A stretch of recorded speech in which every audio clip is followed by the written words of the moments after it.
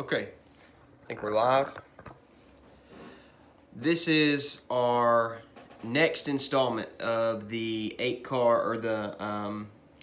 cards that we're teaching for survey of the Old Testament. I've already uploaded a video on cards 1 through 7, and that's going to be in this playlist previously. But now we're moving on to week 2. And of course, I'm following the adult schedule and the teenager schedule. We're moving on to week 2, cards 8 through 19, and we're going to be talking about what to focus on while we teach these cards. Now, unfortunately, in the teacher's manual, if you can see here, cards 8 through 19 creation have very little information in them. Of course, it gives you the main point that you want to teach here, and it's that evolution cannot explain the origin of man. And so we want to be focusing on the fact that evolution is not correct, but that God created the world. And so we're going to go through the different cards in this class to teach our children the importance of the biblical truth of the account of creation, and that God created the world in 6 or 7 literal 24-hour days, and that He created everything that exists, that it did not evolve as the popular line is, or the popular thing that people are teaching. Before we get into that, card number 8 is Genesis chapter 1 and verse 1. One of the main purposes of this curriculum is to memorize Scripture. And so you're going to spend some time trying to teach your kids how to memorize Scripture. You can just do a Google search of useful memorization tips and teach them those and help them memorize that passage. It's pretty short, so they should be able to get it right away. All right, you're going to teach through the 7 days of creation. Of course, we've got day 1, day 2, day 3, light, firmament, land, sea, and vegetation. God makes the 3 areas in which things will exist, and then the next 3 days, days 4, 5, and 6, God fills those areas, right? And so the beginning, God created light, divided light from the darkness. He created this existence of the place of earth. And then He brought about the sun, moon, and stars in day 4 in that area in which He created. And so days 1, 2, and 3 outline the areas that God created. Days 4, 5, and 6, God fills those areas. So He fills the sea on day 5. He fills the land on day 6. And so we're going to teach through those. Of course, it's important to emphasize, that God created these by speaking things into existence. God said, "Let there be light," and there was light. God created the sun, moon, and stars and placed them, hung them in the sky, created our solar system. God created the atmosphere on day 2, the firmament, the different heavens that we read about in the Bible. And so that's an important thing to emphasize.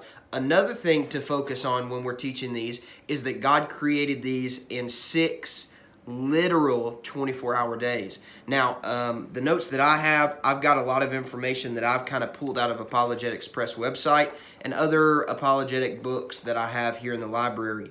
You can go to Apologetics Press and find a good bit of information. Brother Eric Lyons wrote a lot of material on the literal 6 days of creation, and you can go and look up that information. It's very easy to find.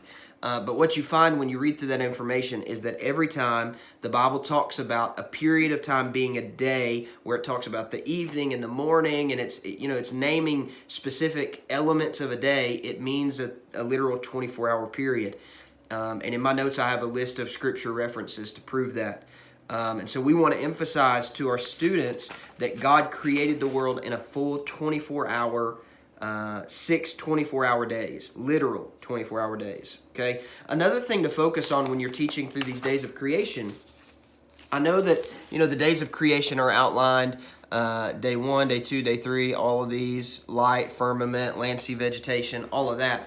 An important thing that you can teach, and you can find a lot of information about this online, and we've got some books in the library about it, is that God's creation shows evidence that God is a supreme creator God. And so you can look at the design of the universe. In my notes, I have a number of things about, apologetic arguments, the teleological argument, and other things like that. That if the universe shows evidence of design, then there must be a designer. And so, I looked at the oxygen that we breathe and the water on earth, how those things are essential to us living, and how those show evidence of design. You can also look at the human body. There's a lot of information out there about how the human body shows design, even from non-Christian sources. The people admit that the human body shows design, and so you can look. I'm gonna, in my class, take a look at the human eye and how significant the eye is to showing the design that God created the world. Okay, so I would really focus your time on the evidences of creation, how God shows design in His creation, and I would also show the literal 24-hour period of the 6 days. You know, God created 24-hour days, literally, and that shows the power of God, right? God didn't just set evolution millions and millions and millions and millions and millions of years ago. 13.996 billion years ago, I think, is the estimation. He didn't set that into plan and just let it run its course.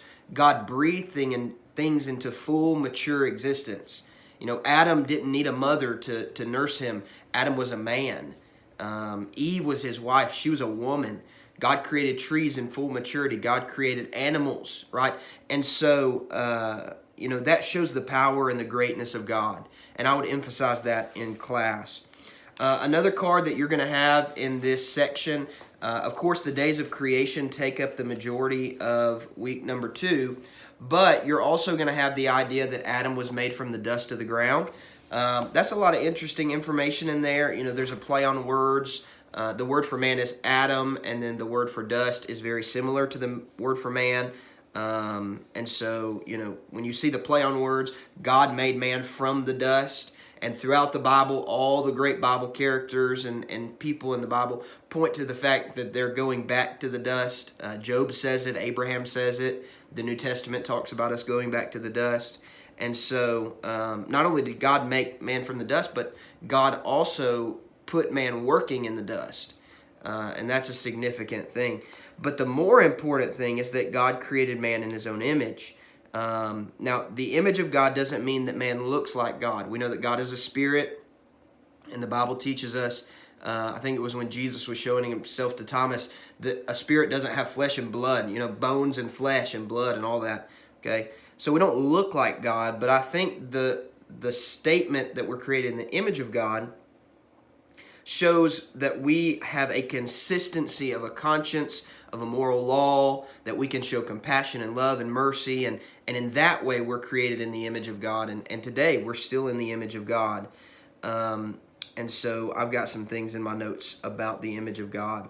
You also have in this section, the first woman is Eve, and Eve was made from Adam's rib. There's a lot of teaching that can be done in, you know, in that area. You know, we talk about how, you know, God looked down on Adam and He saw that he was alone, that it wasn't good. And, you know, God knew that man needed someone. And so God created Eve. We can talk about the fact that God designed woman for man, and that our society has kind of messed that up. They've tried to put man and man together, man and woman, or woman and woman together. They've even tried to put man and animal together. We know from the creation account that that doesn't work, okay? And so God created Eve just for Adam. But not only that, God created Adam and Eve to be one flesh. They were literally one flesh because God took from Adam's flesh to make woman. Now, that gives us the picture today of what happens when we get married. We become one flesh figuratively, okay? We're not literally one flesh like Adam and Eve were, but we're figuratively one flesh. And God makes us that way in marriage. And so there's a lot of teaching about God's plan for the home, God's intention for our relationships, God's purpose for man and woman together, what God's plan was from the beginning, man and woman be together. And so there's a lot of teaching that we can do from that perspective, okay? So I hope this second week is going to be really good for you. It's going to be a lot of work to prepare for the days of creation, but if you do a little bit of digging, you'll find a lot of rich material about what was created, what the significance those things had in the world, the design of the world. I think Apologetic Press actually has a whole book on the design that God shows in creation, that design demands a designer. And so I would encourage you to look into that. I hope this next week will be beneficial. If you have any questions, let me know. Thank you for listening.